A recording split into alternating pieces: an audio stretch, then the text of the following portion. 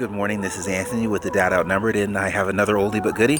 I'm going to be flying the Iflight XL5. This is one of my favorite drones that I used to learn on because it has a thick frame, very robust, but I've upgraded the motors to the Gold Cyber 1750 kV motors, so yes, rocking success.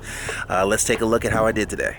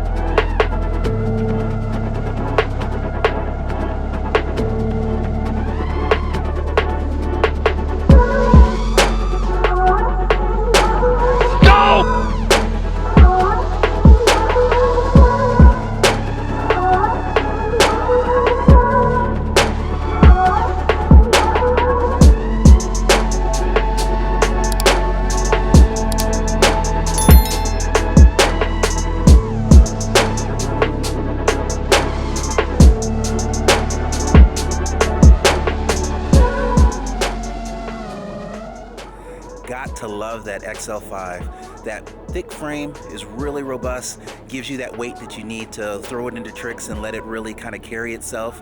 Love the cyber motors.